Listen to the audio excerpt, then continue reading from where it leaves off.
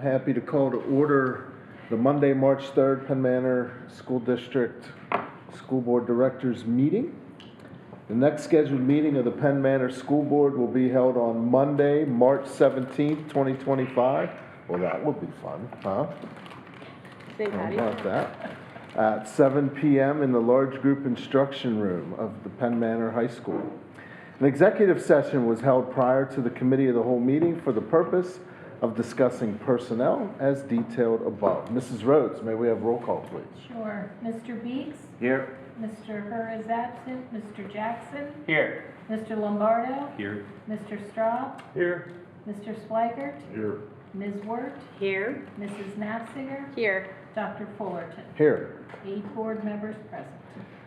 Thank you, Mrs. Rhodes. I'll entertain a motion to approve the minutes of our February 18th committee of the whole meeting. So moved, Del Jackson. Thank you, Mr. Jackson. Thank you, Mr. Lombardo.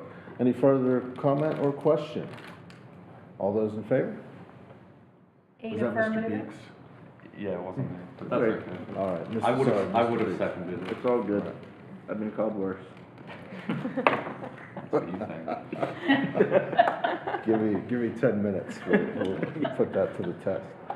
Board development opportunities and reports. Ms. Wirt, since you're listed, we'll start with you. Yes, we have the video.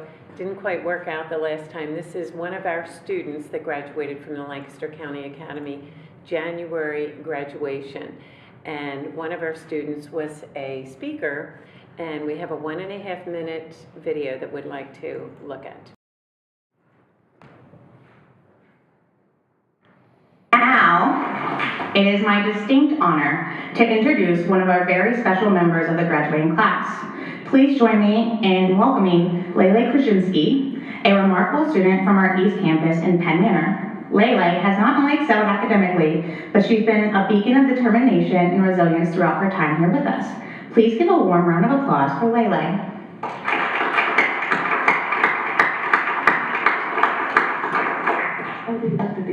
Okay. Hi everyone, my name is Leah, and I just wanted to take a minute to show my appreciation for LCA and the incredible teachers and the amazing young adults here today. For our own unique reasons, we all ended up at LCA. Regular high school didn't quite fit what we needed, but here at LCA, I feel like I could finally thrive.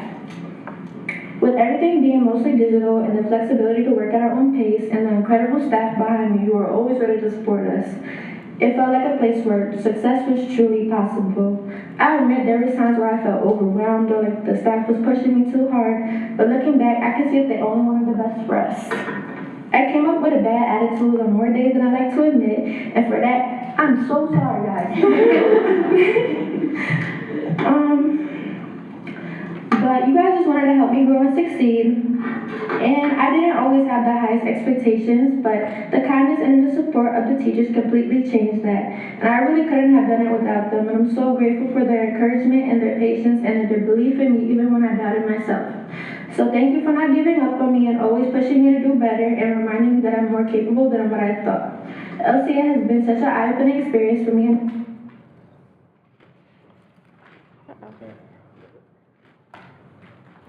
Okay, that's fine. I think the point was... Now, it is my distinct We got the point across, and once again, these are students that have lots of hurdles and probably would not graduate if this opportunity were not given to them. And I just think of that student getting up in front of a group of people on a stage and being able to speak.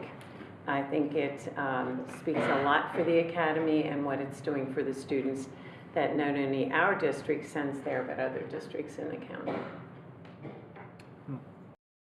Thank you for sharing that, Ms. Wirt. Any other comments from Mrs. Wirt?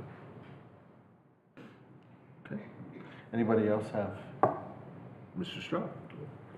So I sent out the minutes from the January 23rd meeting at Brownstown, and just a couple of things. There were 3 Penn Manor students as recognized as students of the month, either November or December, and they are listed there.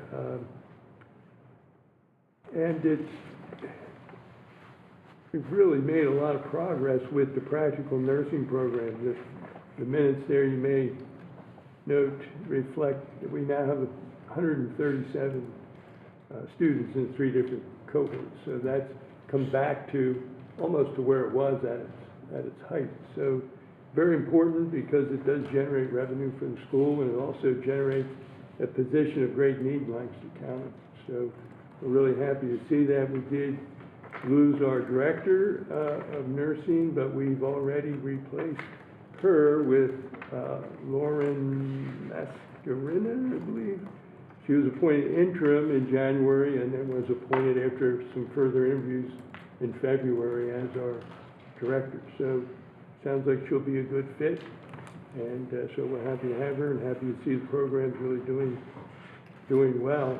The other point to just take a look at from the January meeting, the report from the Electrical Construction Technology Program, IBW indicates that if you stick with it and go through the apprentice program after graduating from the CTC, in about 5 years, you should be around that $90,000 to $100,000 income range as an electrician. So a great trade to get into, and important for to have those opportunities for our students.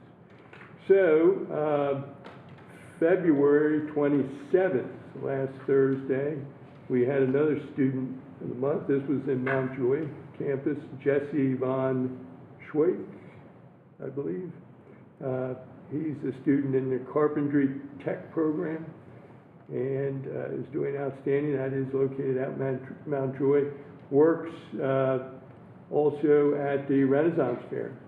So he's putting his carpentry to great use. His plans are either to stick with that position after graduation or maybe go to Stevens Tech. So again, good success there for Jesse. Also interesting to note, we now have a mascot, the CTC. So, we have Skills USA and some other activities that may require a mascot. So it's now the LCCTC Hawks. Okay. So they're working on some designs, and presumably we'll have maybe an outfit for someone at some point. I'm here for it. Could be a hawk. So With a screwdriver. A hawk holding a screwdriver. yeah. We need to Dressed up as one. give the CTC some lessons in branding or something. Yeah. So yeah. That's right. Yeah.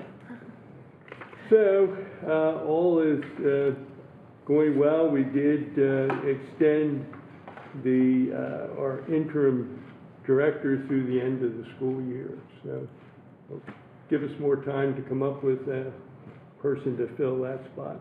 And he's doing a great job, and the existing assistants are kind of filling in and helping, so they're getting a little bit more hands-on experience as far as trying to run the CTC. So we'll see. It seems to be going pretty well so far.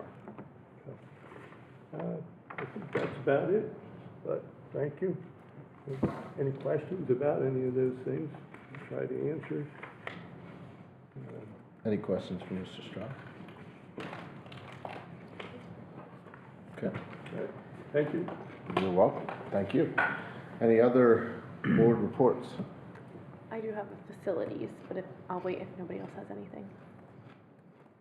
Okay. Okay. So the facilities committee met last week, so thank you to those who attended. I believe Dr. Gale is going to discuss in his presentation a majority of our conversation, so I don't want to steal his thunder, but I did just want to make sure everyone knew that we did have that meeting last week, and I feel like we had some great conversation. I think we gave some direction to those there of some questions we need answered and some things we'd like to see moving forward. And our plan is to meet within the next month to continue working towards a timeline and gathering information. It would be fabulous, even though the committee is 4 of us, it would be fabulous for any board directors who are available once we have that meeting date for you to attend. I think you'll gain a lot of insight, and hopefully when Dr. Gale brings information back to our board meetings, that will help there not to be any surprises and help us moving forward, because I think we can all agree that with things going on in our community, building and refurbishing, especially of our elementary schools, time is going to be of the essence. So that's all I have for facilities. If you have any questions, please feel free to reach out to Dell or I as we tag team the chairmanship of that committee. Okay. And so moving along to board opportunities, we have breakfast on Wednesday with Representative Miller along with school board and admin from Hempfield and Columbia. Also March 11th, we have our MARDIC board breakfast. And then again, don't want to steal anybody's thunder sitting in the room, but the spring musical is March 14th and 15th, so get your tickets now. New item on the opportunities is the PSBA Advocacy Day on May 13th. I had sent an email out to everyone after the discussion at our last meeting with a link for registration. You do need to register yourself. Ms. Rhodes cannot register you from what I understand. So if you would like to attend, use that link. I will be attending and I'd be willing to carpool with anybody that wants to go, but it's a great day of advocating for public education with our legislators, and we get time one-on-one with each of our legislators. So it's a day well spent for those of us who need to take a day off work to do that. So. Okay. Could I have a show of hands of board members interested to have breakfast with Representative Miller on Wednesday? I cannot be We're there. already, Well, some I was people asked. did it and some people didn't, so I just want to make sure I don't miss anybody. So, Mr. Beeks, Dal. Okay, Very good. thank you. Okay, any questions for Mrs. Nafziger? Seeing none, we'll move right into item number 1. Dr. Gale, if you would be so kind Sure. to Yes, introduce sir. our guests here this Yep. evening. Tonight it is my privilege to introduce Mrs. Lauren Simwitz. Mrs. Simwitz is our choral instructor here at the high school, but in addition to that, for many side jobs, is also our spring musical director, and it's that time of year. And I do say that I greatly appreciate Mrs. Simwitz being here tonight. The flu bug did not leave the musical cast or the director alone this year, so Mrs. Simwitz missed a couple of days last week, so thankfully she's feeling better. But asked her to come and bring as many as she wanted to from the cast and crew to give us a little bit of a preview of what's going to happen next week. So Mrs. Simwitz, it's all yours.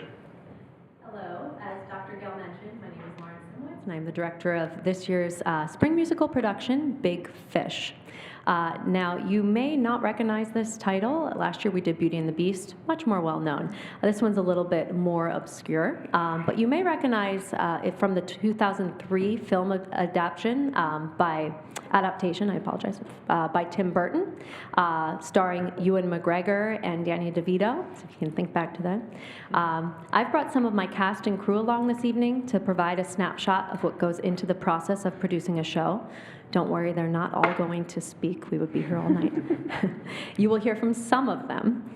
I do want to make one correction to a document that was shown a minute ago. Our show will actually run from March 13th through the 15th, with evening shows on the 13th, 14th, and 15th, and then a 2 p.m. matinee also on the 15th.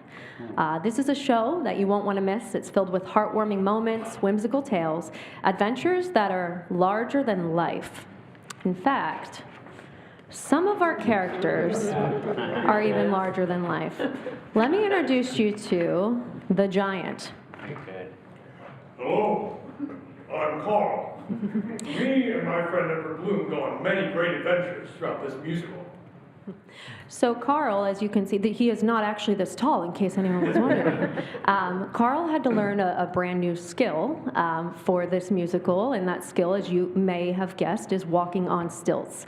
He was not a professional stilt walker prior to this. So yeah, this is one of our many fantastical characters that you will see. I won't tell you the rest because you have to come see the show. Thank you, Carl.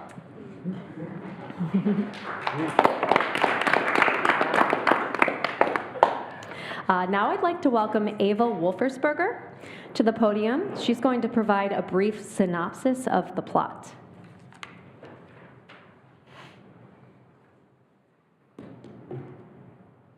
Hello, my name is Ava. I play Sandra Bloom, who is the mother in the story.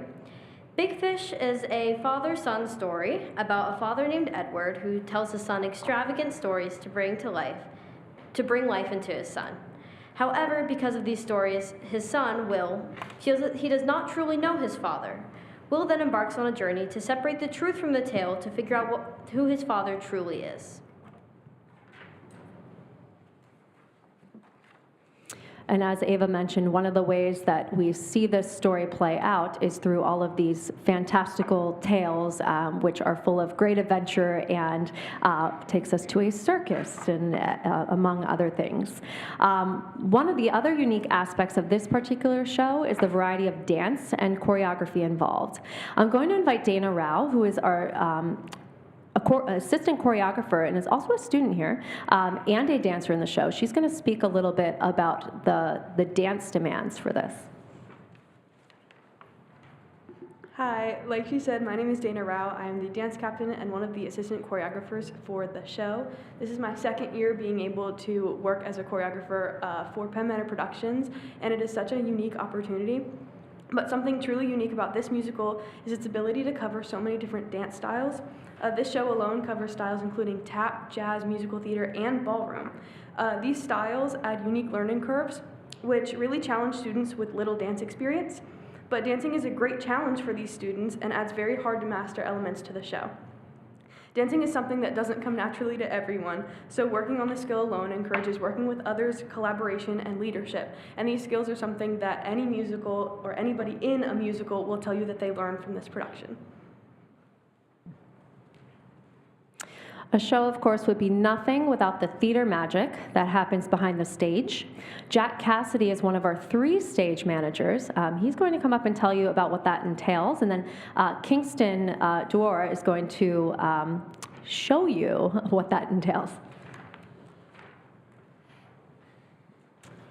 Specifically for this show, we have a lot of different set pieces depicting a cannon in a circus, a cave to a certain giant, all of which we have to find space for backstage and organize different scenes, as well as portraying different atmospheres on stage at the same time, such as a hospital on one side of the stage and a New York City landscape on the other.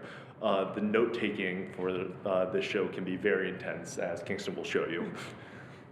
Hi, as Jack said, my name's Kingston. So, even though we have an amazing director, sometimes she does miss stuff that luckily we can catch and we'll write down. No shade, but as Jack said, there's a lot of note-taking. So, as right here, I have mine color-coded as to when something needs to happen, what needs to, if the curtain needs to be pulled, if a certain object needs to go on stage. So there's a lot of, we try our hardest to make our actors look presentable and amazing to the audience. So as the magic happens on stage, we're taking care of the magic behind the stage.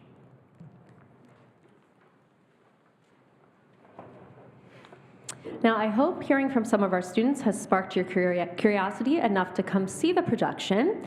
But if you still need some convincing, then I'd like you to listen to our next speaker. She speaks so eloquently, Charlie Stoy. Charlie, could you come up and tell us why people should come see this show? I think the most basic reason to come see our show is to have about 2 hours of a really beautiful story to take your mind off of things. But above that, Big Fish as a story is built to take up a new place in your heart. Big Fish, a tale larger than life, raises elements of realism and fantasy, not to go against each other, but to blend as one. Sitting in the audience of this show, you'll be entertained by stories that stretch the truths of our lives, but ultimately remind us that the key point of the one life we have is to truly live it.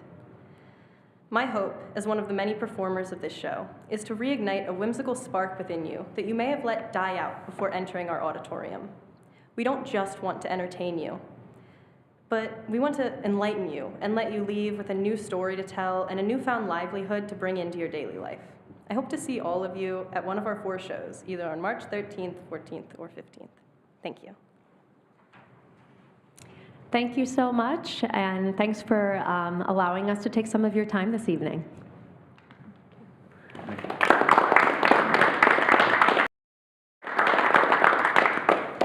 Without ruining the whole show, does anyone have any questions for Mrs. Simowitz or the cast or crew that's here tonight?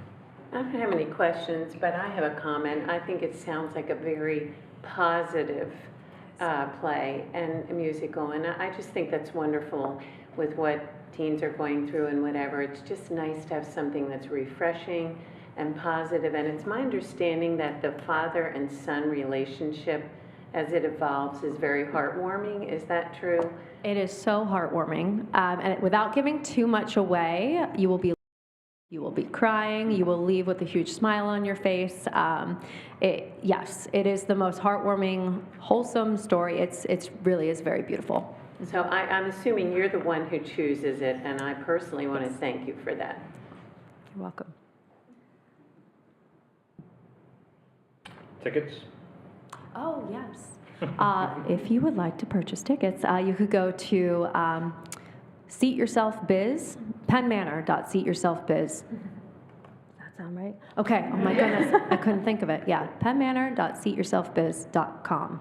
Yes, so, or you can contact Melissa Minzer, who runs our box office, and she can get you tickets just the old-fashioned way. I hope everyone stays healthy. No more. We've been like lot of vitamin keeping C track and of zinc and who's all been that. sick. We have tallies going, so we're like, okay, that person's good now, that person's good now. So we think we've gotten through almost, we have 2 out right now. They might be some of our last 2, right? Maybe? So we think we're good, yeah. Get it all out now. Well, we have members of the board that can really act, so if anybody's sick, we'll Dr. pop Gale, on, right? if our giant goes down, we don't even need the I'm stilts. there, man. I haven't walked on stilts either, but it looks like fun, right? Do they let you do that in school? Did they let you do that in school? Not exactly in school. We haven't tried. I'm gonna make a phone call to Mr. Eby. Thank you. Thank you. very Look much. forward to seeing you. As we let our student thespians leave and taken off the stilts.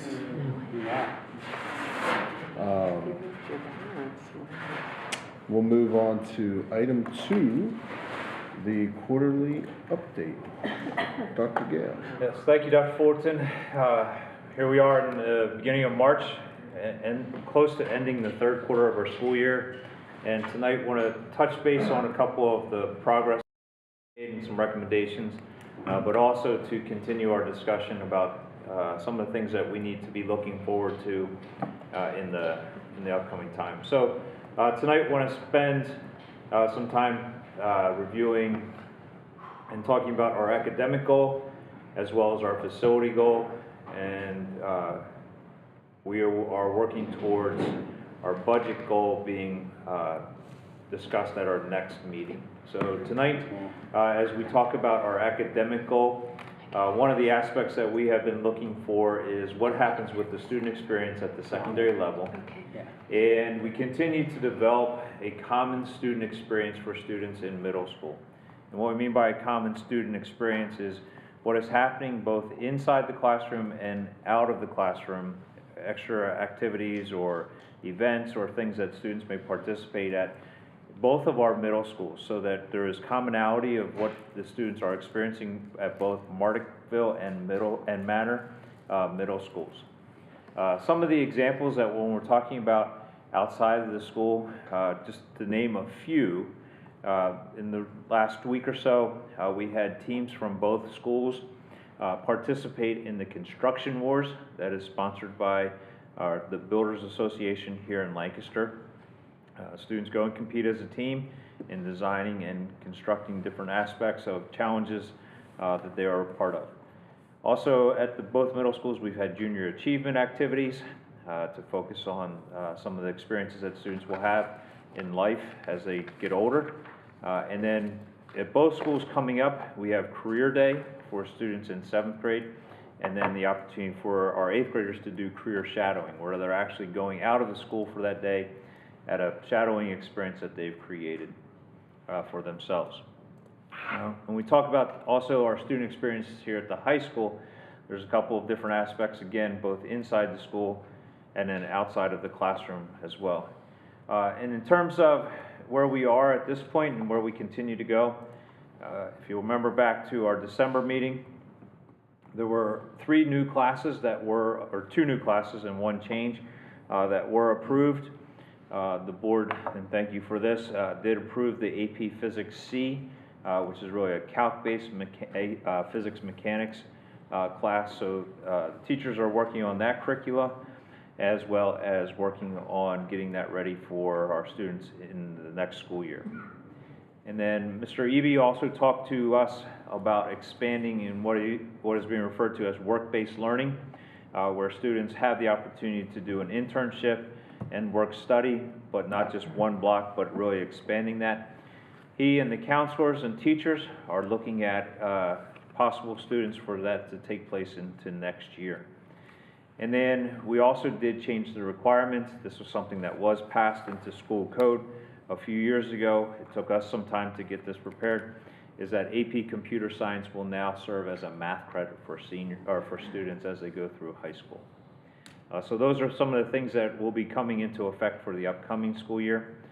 One that we continue to look at is the financial literacy class that is a requirement. A half credit of that is put into effect in the 26-27 school year. So that will be for all students from that point on. There's been a number of departments that have been talking about that and how we will be able to accommodate that requirement that the state has put into place for our students to take a financial literacy class. Mr. Eby and the staff continue to explore half credit classes, changing from a full credit to a half credit, meaning that the student will be able to have that class for 1 marking period. So in a semester, they'll have 2 half credit classes. So he's looking at what classes are possible. Different departments have given him suggestions, and that'll be a combination of required classes, but also probably a greater number of elective classes, so students have more experience in regards to that. Many different things have been taking place outside of the classroom for students. I just want to highlight 2 of them. This past week, our juniors were involved in the, our freshmen were involved in the Junior Achievement STEM Day. Ms. Snapsker was one of the many volunteers that came from our community. In total, we had 65 volunteers over 2 days, where the freshmen were in small groups and they went through a day of different activities for them to begin that STEM process. Earlier in the school year, our juniors went through the Junior Achievement activity that focused on financial literacy. And then with the help of Dr. Egan, 2 of our teachers here at the high school have started a program. It's called Educator Rising. It's a club that is meeting, and that is actually through the PSEA, the State Educators Association, where we have students who are looking to be future educators, going through kind of almost a teacher training process. Right now it's a club that is meeting, but in the future it could possibly turn into a class that our students would be taking. And through that, some of our students who are seniors this year are also doing an internship at some of our elementary and middle schools, where they're working with a teacher in looking at and understanding what is taking place in the classroom. So as we talk about, of course, our needs, some of the things that we have been looking at is how do we continue to address this goal. A lot of professional learning. I'd like to, and curriculum development, I'd like to really give praise to our supervisors, our English, our ELA and math, and also our curriculum instruction supervisors. The 3 of them have been working with the departments, especially to create new, but then also to revise and advance some of the projects, some of the assessments that are taking place in those classes, and making sure that there is commonality between what's happening at the 2 middle schools, and also our learning facilitators for the work that they're continuing to do with all of our staff and helping with our professional learning. Dr. Cox, Dr. Egan, and our learning facilitators, as well as our supervisors, are working on our professional learning program that we will be putting in place for this coming school year. So that actually will get started in June once we finish this school year. So we continue to work on professional learning and curriculum development. We have started to look at some staffing, some new positions that we would be considering, and how that works into our programming, but also into our budget. In talking with Ms. Galen, one of the needs that we are seeing is here at the high school is within our emotional support program, a therapeutic emotional support program teacher. Typically, you have students that are in this program that have emotional as well as behavioral needs, and as Ms. Galen has been working with the teachers and the assistant directors, really identified a number of students who are more on the emotional side, the need for emotional support. So that's a consideration.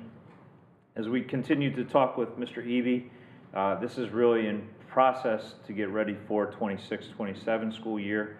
Our social studies department is one of the main departments that will take on the demands of teaching the financial literacy. And if we have a whole grade level, 400 plus students, the need for additional teacher would be in that department. And then also, when we talk about the increase in student activity, work-based learning and things like that, we are looking for our additional student support facilitator. We have Mr. Kramer, who works academically in the classroom. This would be really working with our students as they go out, but also for our students who are coming into our district. In talking with the high school administration, one of the aspects that they are looking at is what are some of the new responsibilities that have come into play over the last 2-3 years. And as we know, the list of state mandates has increased for good and for bad, but a couple of them come into play. One is Act 158, and that is where students are demonstrating that they are prepared to graduate from high school. And that happens either through their performance on the Keystone exams or through a couple of different pathways that they can utilize. That takes some accounting, that takes some tracking of students, but also helping the students prepare for that. And that is something that we would see the student support facilitator taking place. We've also talked about, in terms of our students, the number of students that are coming in, especially under the homeless category. The strong consideration that school code now calls for in what is referred to as Act 1 students, so that if a student transfers into a school, they are not punished because of the circumstances of life that they're experiencing, and that they are to maintain that route to graduation. And that is a plan that we begin to put together when we receive that student. So Act 1, if we have an Act 1 student, it means that they are transferring in. They may be behind in credits from what we would be requiring, but it's of no fault of their own, because they may have been at a school where they could not earn 8 credits a year or 6 credits a year that would be needed. So we then have to come up with a plan of how do we demonstrate that that student has met all of their requirements, and working with that. So that's a development of a plan.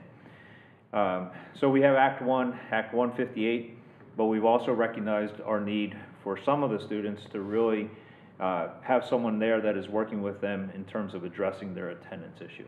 We all know that students don't do well if they're not in school, so we would see this person really working in conjunction with the high school administrators as well as our middle school administrators to be addressing some of the attendance issues that we have with students. So as we continue to look at these positions, these are considerations that we're making for new positions, as well as our ESL. Dr. Egan shared in our comprehensive plan for next year. This is still a group of students that we need to continue to work with. By adding an additional ESL position at the elementary level, it would allow us to have an ESL teacher in all of the schools where we service students who need the English language services. So again, these are, at this point, this is our recommendation. Obviously, as we continue to work through the budget, you'll hear more about those positions that we would be recommending to you for consideration. Any questions about the academic goal before I move on to the facility goal? I'm wondering what kind of qualifications a student support facilitator would have that you'd be looking for? In terms of certification, it could be a general certification. Now, one of the things that have been in conversation with Ms. Galen as well is with the number of students who are at outside placements, it may be a need for that person to have special ed certification so that, you know, we have a number of students at Herbrook Farm that receive services. We continue to provide the special ed certification or the special ed services to that school, the students at the school there. So it could be a possibility of looking at that as well. But it would be a person with a teacher's certification. Cert, yep. And maybe special ed. Yes.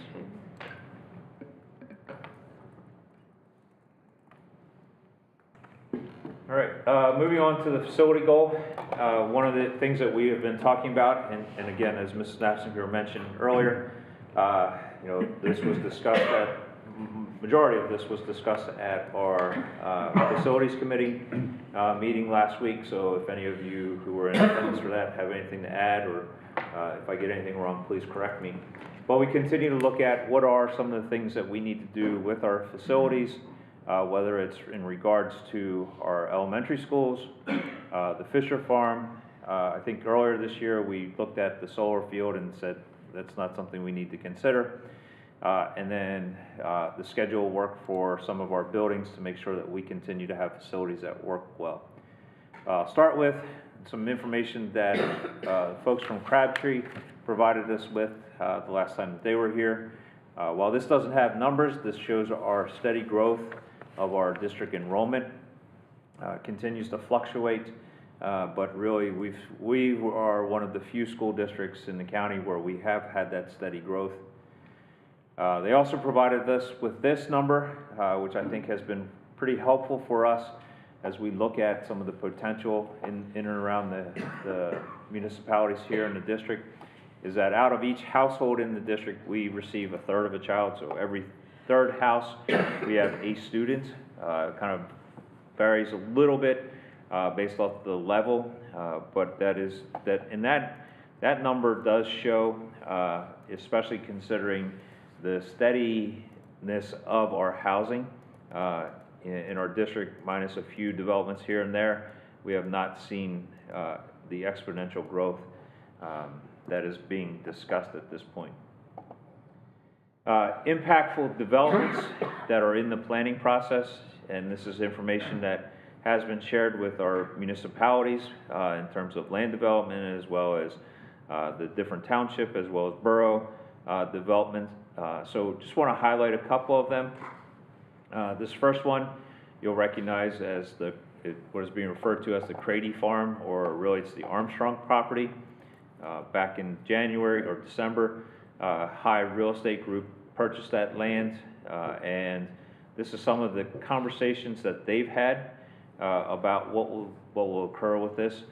Just want to draw your attention to a couple of things, and this is proposed this early on.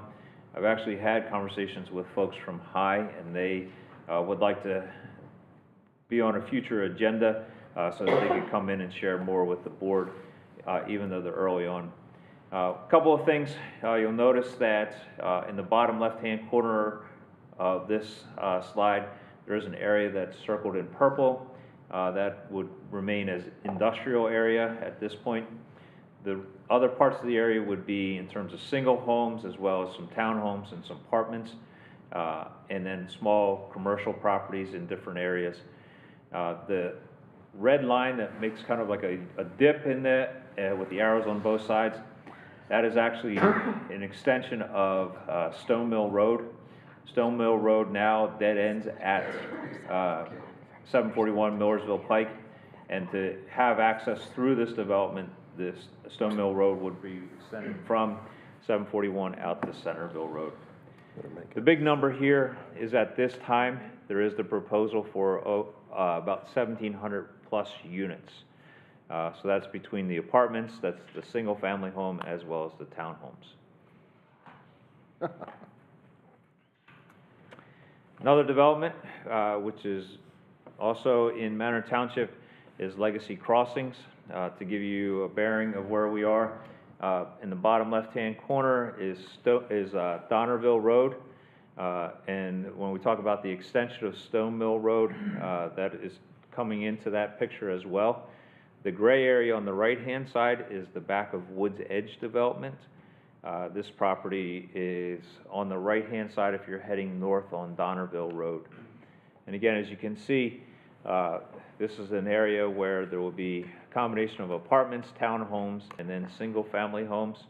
At this point, the proposal has been put in for 429 units. And that's what's being discussed at this time with this development. The development that is probably the furthest along in developmental phases is the Bender Mill Road property. This is behind Lee Tort Elementary School and Lee Tort Manor. On the right-hand side of the slide, the kind of the circular picture property there, that's Grace Church, or I'm sorry, Millersville Church, the Hope Campus. Down where the orange block is, where it gives the title of this development, is about where Lee Tort Elementary is. This is 204 single-family homes.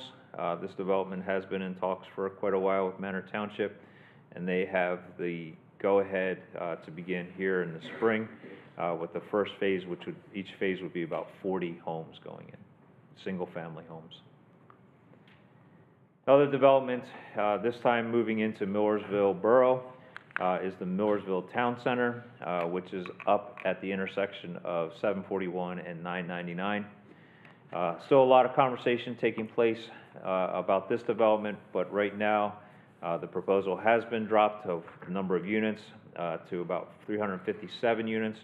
And again, you can see 136 apartments, 146 townhomes, and then 75 single-family homes.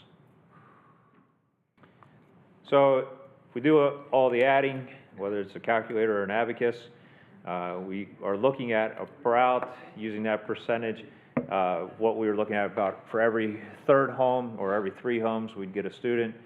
We could possibly be anticipating close to 860 or so students. Thankfully, this all won't happen at once. It will be over a period of time.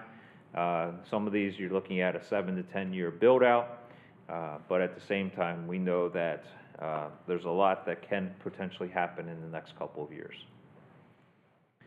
So what do we do? When we talk about options, the architects from Crabtree began to take a look at some of the different things that we have in place and what we would be able to do as future possibilities. These are just in terms of schematics and looking at our current facilities. Each of the architects, as well as our engineer from Moore Engineering, has walked the building again and taken a look at how we are using the buildings. This is Eshelman, and as we've talked about, Eshelman is utilized to the fullest extent. We have a number of oversized classrooms in the building, and we've identified some areas that are really kind of bottlenecks for us. Lack of support offices, a lot of support offices and spaces for students to work in. One of the biggest issues is the lack of toilets. We really have, I think there's 2 bathrooms that are used, so it's pretty limiting in that factor. So what can we do? One of the conversations that we have had is with the use, or can we replicate the design, the layout of Hambright, that being our newest elementary school. We've actually done an examination of Hambright and have looked at how the building is laid out, designed. What are some areas that we should have had? What are some areas that we would need if we were to like rebuild Hambright, so to say? So taking that into factor, the architects, as well as representatives from Durkin Edson, which is our civil engineering company, they started to look at what is possible. So one of the things that we've looked at as a possibility is for at Eshelman, that if we took the Hambright layout and modified it some, we would be able to tightly fit this onto the current existing property that we do have. The biggest difference would be the classroom wings, that if you look at the picture, the 3 prongs sticking out, the like facing the diagonally to the top.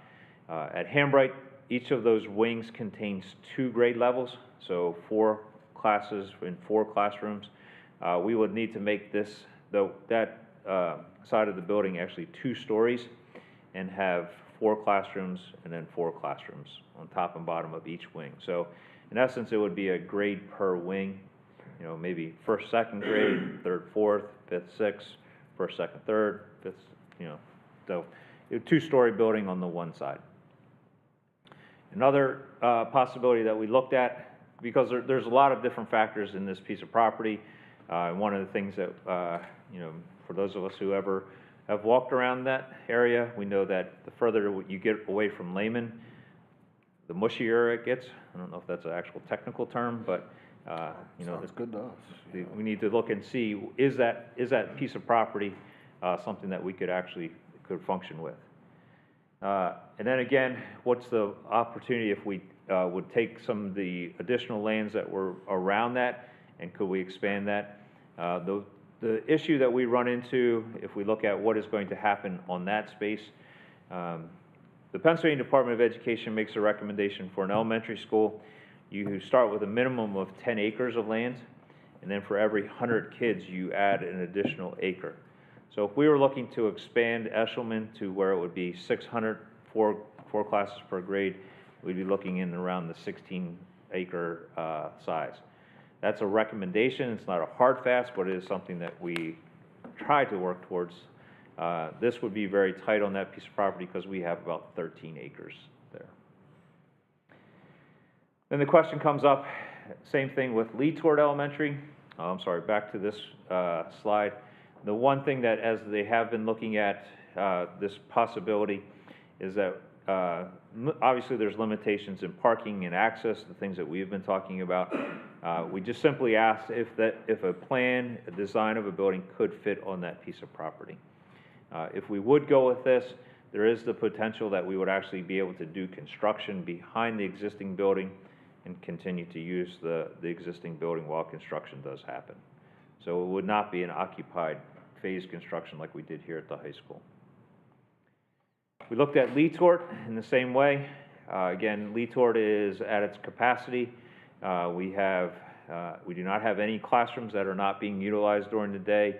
We're using certain areas that are really intended to be like small office spaces where we have students receiving additional supports. So we started to look at this. Because of the layout of the property, we would be able to do a similar type of build where we would have a 2-story educational wings. The one side of the building would be single-story, where we'd have the offices, the gym, the cafeteria. But in order to have that be done on Lee Tort, we would need to first tear down the building and then begin construction of that. So that would necessitate us moving all of the students from Lee Tort during the construction phase. An additional perspective that we talked about is the possibility of adding an additional elementary school near Hambright and Manor. At the current time, the district does have about 94 acres of land. That does include the property which is from the Fisher Farm. So we have some possibilities of what we would do in that area in terms of adding an additional elementary school there. It is drawn right now in kind of what I would consider the rear of the land. Back when we were looking at the high school options, the location of the school being drawn there is where we were talking about putting the high school if we would have moved it to that place, to that location. Obviously, having a new high school here, we do not need to do that. So that does give us some different options, whether it's back to the property, closer to Charlestown Road, you know, and reorganizing the fields and things like that. So at this point, after our conversation the other night, the architects are working on some different designs and different drawings to see what is capable, what is not. Also doing some studies of the different pieces of property. And then, of course, the big question always becomes, what is the price as well? So they are looking at some price per square footage, in addition to what would be costs that would be associated with any of these different options. So towards the end of March, we plan to meet again as a facilities committee and have some of that information which then we can come back to the full board and continue to have that conversation. But as we continue to discuss not only the options, but also what is the cost that plays into not only the budget for the 25-26 school year, but obviously as we move forward with that. And then on the side of our current conditions, you've seen a similar chart to this. Our architects and again engineers walked through all of our buildings and did look at the conditions of our buildings in terms of mechanics, the mechanicals, the different accesses and different options of different things. The green means that it's good, good working order. Yellow means that it's kind of in the middle of the lifetime, and red means that it's kind of pending, not working. And obviously, when we look at some of the schools, we know that if there's something in terms of upcoming renovation, we would try to extend the life of those red or yellows, knowing that a renovation could be coming to those schools. But while we were looking at this, what we also asked for the architects to do is what is referred to as a facility cost index, an FCI, where they really go in and give a little bit more of a rating in terms of identifying timeline for each of the different ratings. And as you can see along the top, if it's identified as new, that area that they're looking at, the timeline is out about 8 to 10 years, good 6 to 8, 4 to 6 for fair, 2 to 4 for poor, and then critical is we need to take care of that in the relatively near future. When we looked at each of the different facilities, you can see the ranking of which ones have the highest FCI rating, meaning that they need to be approached and they need to be taken care of sooner than later. Comet Fieldhouse is one that we need to consider, both because of its age, it's the mechanics there, but then also its usability, especially in the fall. That is overcrowded because of the number of sports teams that we have utilizing that. But then in terms of our schools, elementary, Eshelman, and Lee Tort have the higher ratings from the architects. So this will factor into what we're looking at in terms of our capital improvement plan for the upcoming years ahead as we move forward, looking at that, plus identifying costs that we would be associated with the different projects that do need to come as we work to maintain our schools. So continue to monitor the proposed developments. A lot of these are in the initial phases. Mr. Forey and I continue to keep our eyes and ears open, have conversations with folks. And again, as I mentioned, the folks from High Real Estate have asked that they be put on a future agenda. I have a conversation with them this week, and that may happen next meeting. Continue to work with our architects and the facilities committee to really develop our facility options. I think from going through the high school project, we realized the benefits of coming to the board, considering what are the different possibilities, and then to finalize the schedule of maintenance based on our facility options as we continue to move forward. Questions regarding anything in the facilities report, members of the facility committee, anything that I failed to mention or you feel is relevant for all to hear from our discussion the other night? Dr. Gale, I know Mr. Herr, who's not here, had requested a meeting be set up between some members of the facility committee and Manor Township supervisors. Have you been able to make any progress on that? We talked with the manager. Okay. He's working on that. Okay, I just wanted to, Yep. I told Mr. Herr I'd follow up. Yep. I think it's important for everyone to understand that not all of these developments are currently zoned residential. And so we have the opportunity to make the township supervisors aware of the fact that their actions will impact all of the taxpayers within Penn Manor, and at least have a discussion for them to understand the implications of the decisions that we will be forced to make based upon their decisions. So having that meeting prior to their April meeting would probably be beneficial because I believe they're voting on some of those items at that meeting. So also for those of you who are Manor Township residents, you know, you're taxpayers in that township and they're your supervisors. So I would encourage you to share any thoughts you have.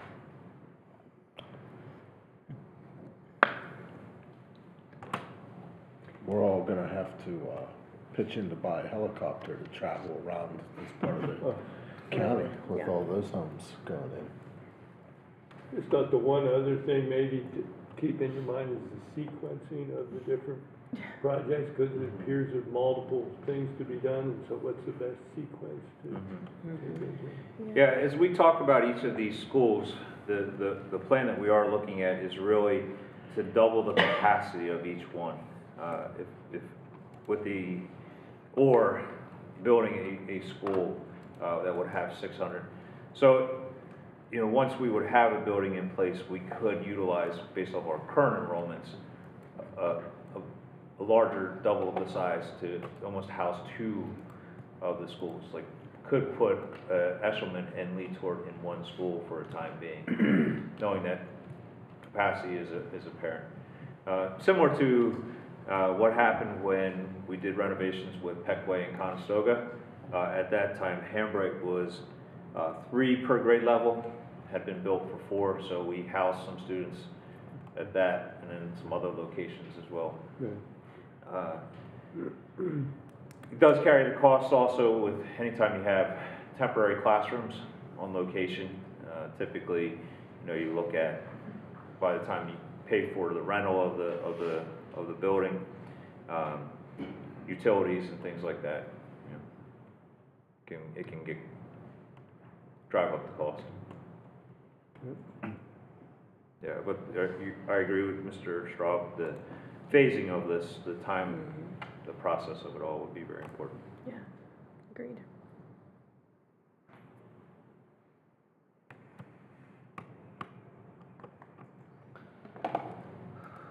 Thank you, Dr. Ford.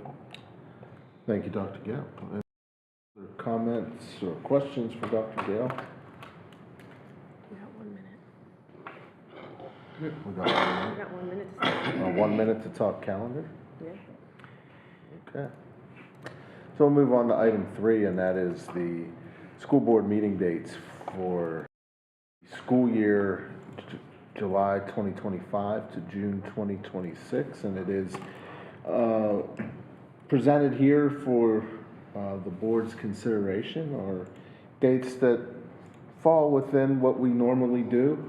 PSBA is from the 19th through the 21st, the annual trip to the water park, and so propose to skip the October 20th meeting date and cover what we need to cover in October, and of course have probably an extra long meeting on that November 3rd.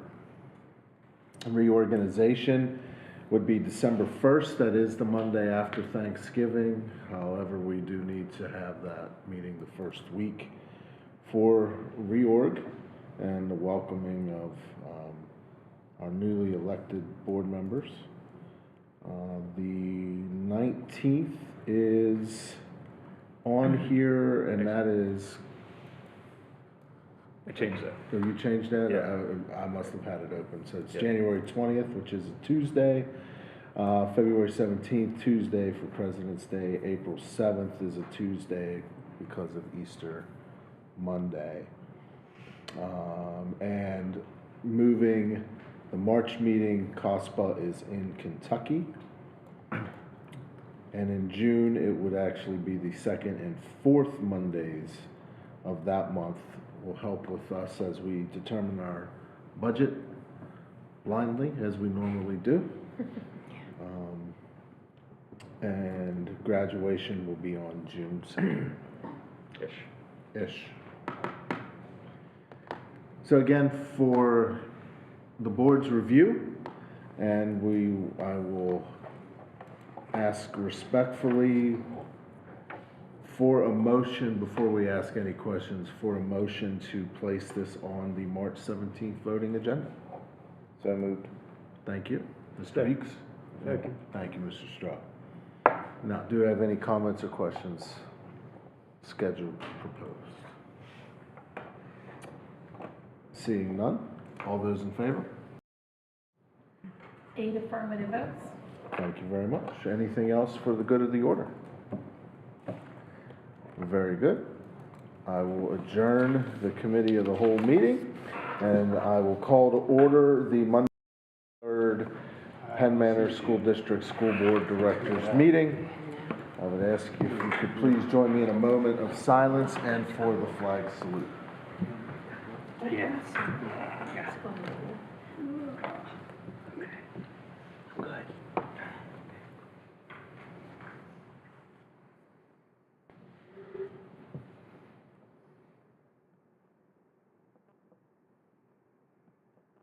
Thank you. I pledge allegiance to the flag of the United States of America and to the republic for which it stands, one nation, under God, indivisible, with liberty and justice for all. Okay, am I good?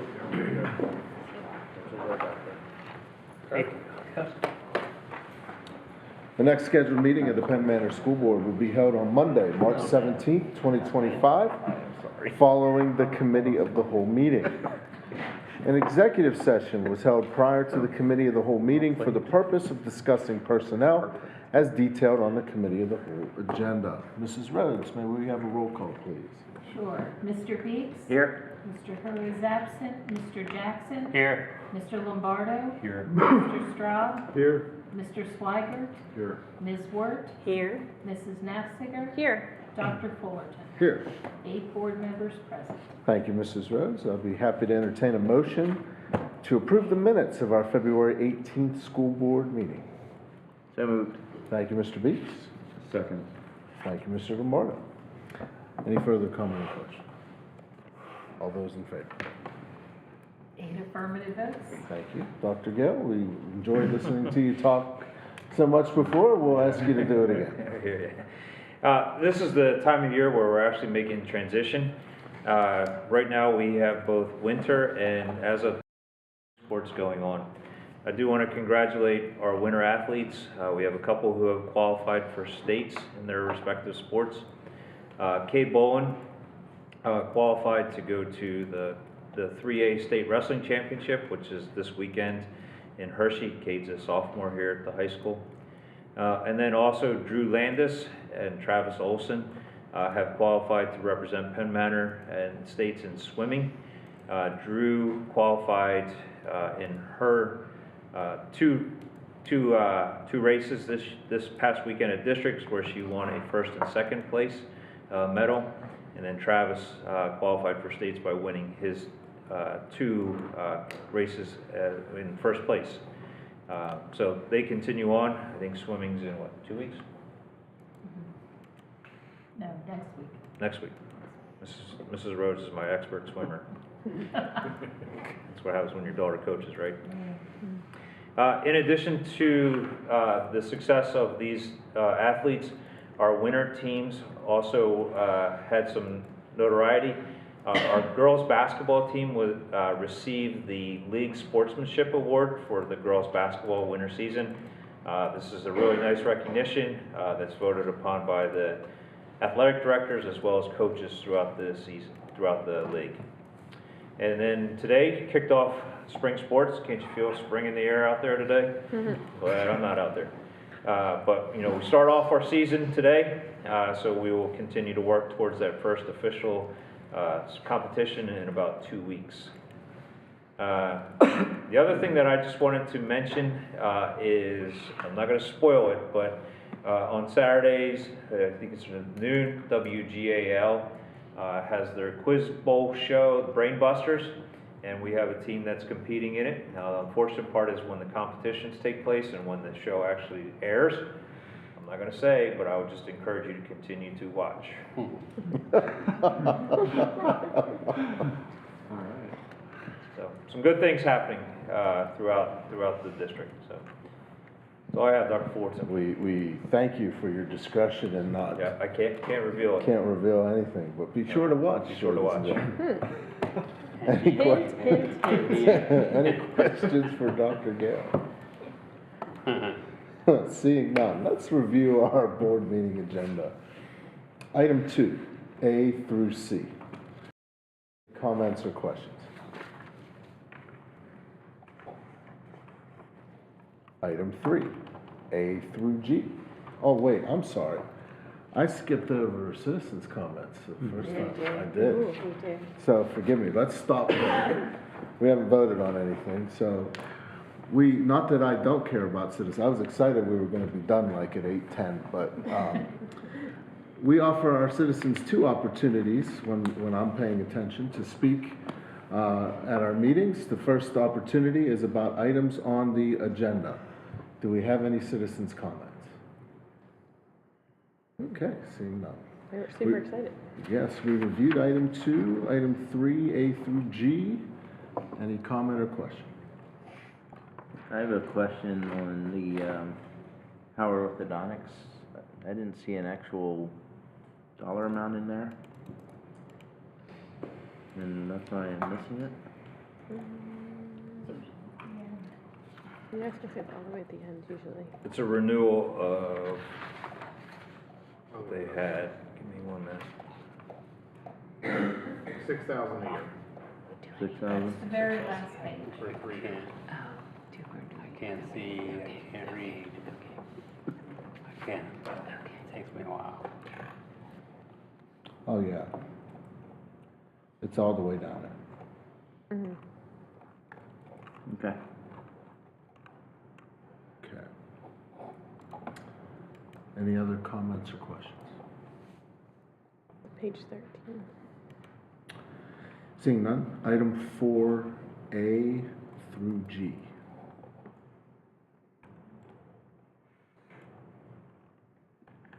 Okay. Entertain a motion for item 2A through C. So moved. Thank you, Ms. Wirt. Second? Second. Thank you, Mr. Beeks. Any further comment or question? All those in favor? 8 affirmative votes. Item 3, may I have a motion to approve A through G? So moved. Thank you, Mr. Straub. A second? Second. Thank you, Mr. Lombardo. Any further comment or question? All those in favor? 8 affirmative votes. And item 4, may I have a motion to approve A through G? So moved. Thank you, Mr. Beeks. A second? Second. Thank you, Ms. Wirt. Any further comment or question? All those in favor? 8 affirmative votes. Thank you very much. And this is now the second opportunity for citizens to comment on any district business or happenings. Do we have a citizen's comment? Well, good evening, Ms. Bacon. All right, so I have a hybrid list here tonight, but none of them are too long. The first thing I want to talk to you guys about is a thank you. I appreciate the action that the board took recently to begin archiving the YouTube recordings of this meeting for, I think it's a 1-year length of time. I know it's something that, it might have been 2 years ago I asked about that. It hadn't been recently. But I know somewhat more recently that Emma Groff posed that at a meeting, and I know that after that time, Mr. Lombardo also brought it back up. And whatever other discussions there may have been between individual board members, however that shook out, I appreciate that you made that decision. The transparency of this board matters a lot to me, but it's also sort of a question of participation, because there are a lot of people who care very much about these schools and who also have very busy schedules. And so attending the meetings in person is not always possible. And while sometimes the live stream is possible to watch at the same time, sometimes it's not. Your kid's in a sporting event at the same time, and you can't, watch it live. So now people can go back and they can watch, and I appreciate that. Following up on that, I would like to urge you to go even that step further, because I know that there are other meetings that are public meetings that involve the entire board, that I believe are not yet live streamed. I've never seen that they are, such as budget workshop, math workshop, English language workshop,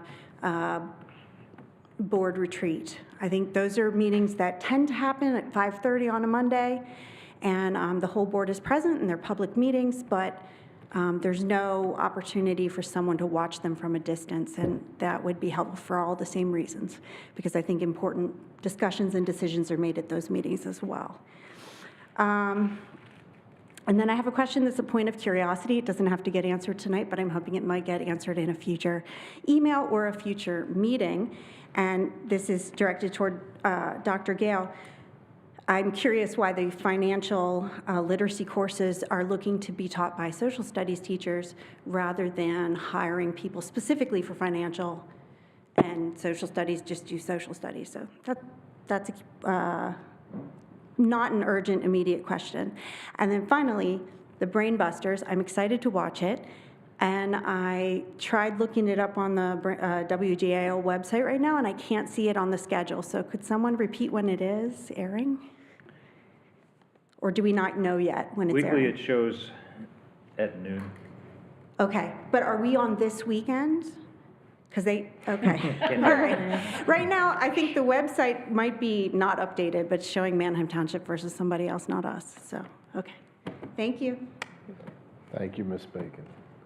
Any other citizens' comments this evening? If you recall, at our next meeting, we will be starting a little sooner because we do have some retreat topics to continue to discuss. So I think we'll start at 6-ish, depending on if we have any more retreat topics. One of them being the bus stop policy or procedure. Okay. Anything else for the good of the board? Seeing none, enjoy your 2 weeks. Let's think warm weather and have a good evening.